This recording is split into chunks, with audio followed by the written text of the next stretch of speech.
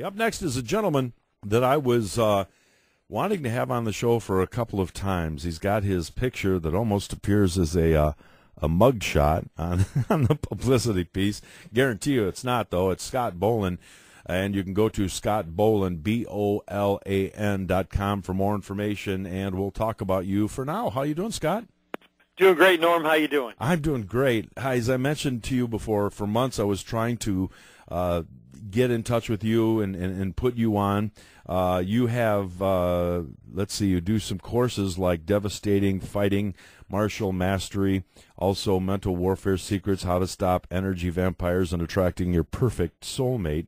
And so you really covered the gamut, but you also hold black belts and professional certifications and has helped thousands of people prosper in all areas of life. I first got involved in Taekwondo early college, and then through the school system I worked with some high-risk kids, so I had to have physical management, which is a nice word for, disarming.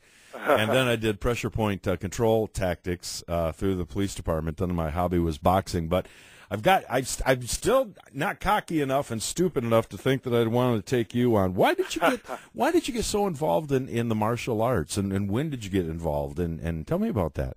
Well, I was about 8 years of age, and we're in a very bad neighborhood. And so the bullies and the kids there, they beat you up, throw rocks in your window, Molotov cocktails. That was before the days of drive-bys. It was nice, peaceful, and quaint times when they just used sticks and knives instead of guns.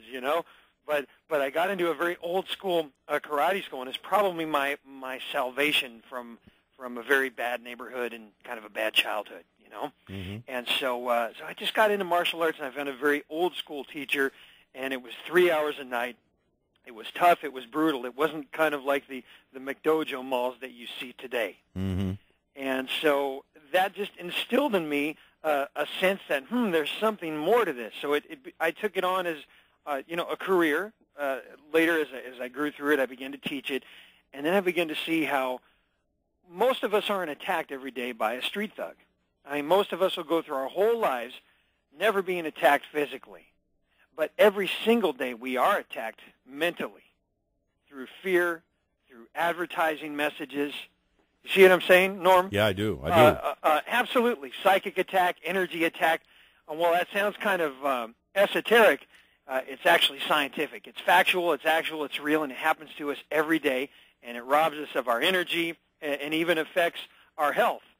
When you take the word dis-ease, disease. See? So psychic attack, mental attack, putting you.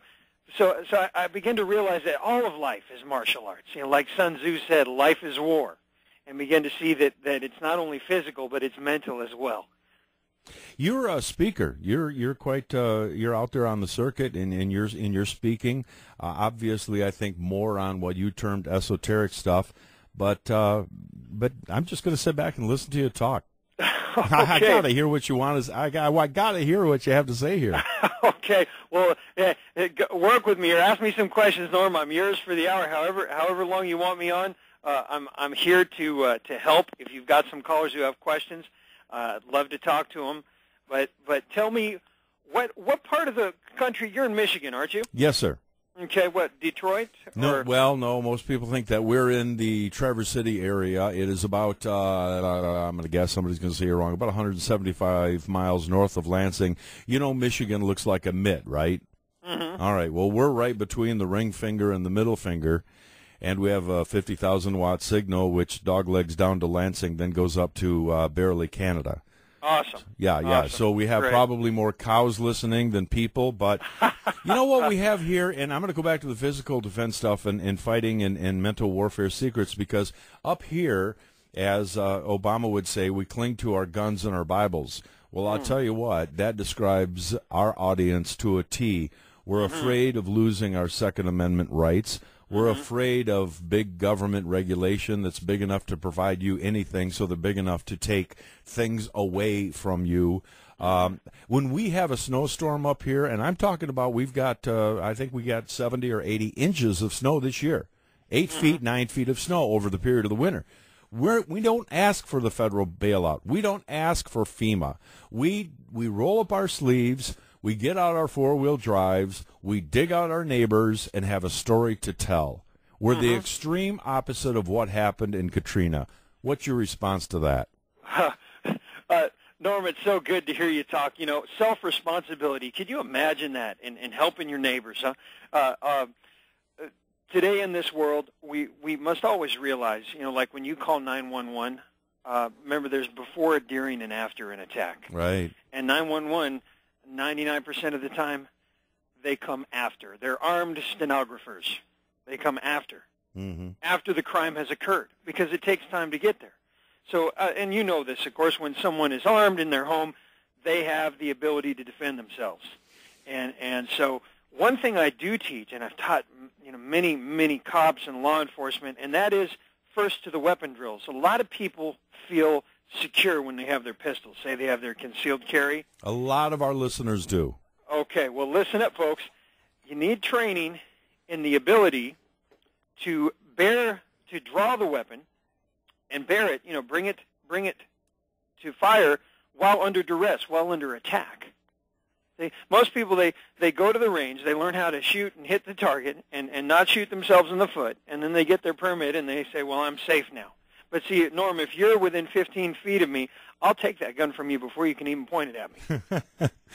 Hopefully you're not a bad guy, but I know what you're saying. Okay, how do you react to this? Because I have a listener in Glen Arbor who subscribes to a lot of these magazines that makes you aware of your surroundings. You're in a McDonald's. Do you want a booth? Yeah, I want a booth. I want my back to the wall.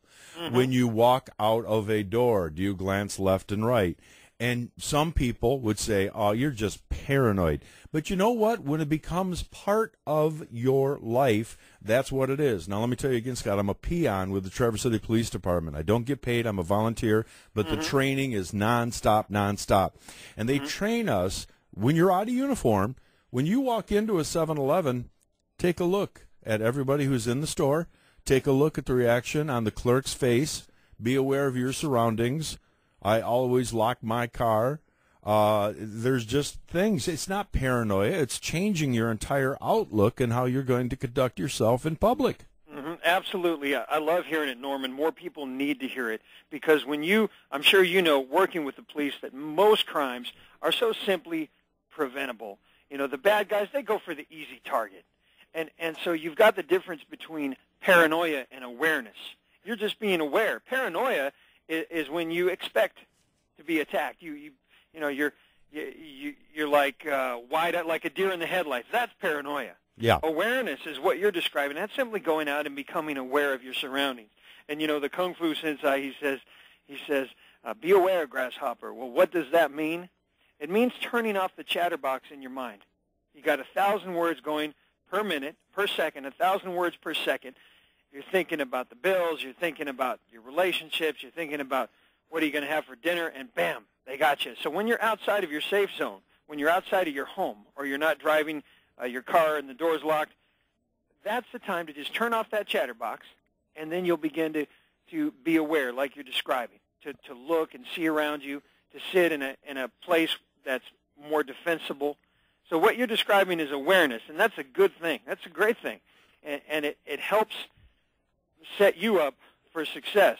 They say fortune favors the prepared. So when you're prepared with an aware mind like that, chances are you actually avoid trouble. All right, we have phone calls. We are speaking with Scott Bolan. By the way, you can go to scottbolan.com, Bolan, scottbolan.com, 947-0023, 800-817-0580 on the tvcairport.com studio lines. Kate in Traverse City, good morning. Hi, Norm. Hi. Well, I have a question for Scott. My great-nephew is taking karate lessons, and he's really good at it, and he's really small for his age. And I was just wondering if all the bullies were taking karate. Would that be a bad thing, or would they learn to be nice kids? It's a great question, Scott. That's a great question, Yeah, it Kate. is.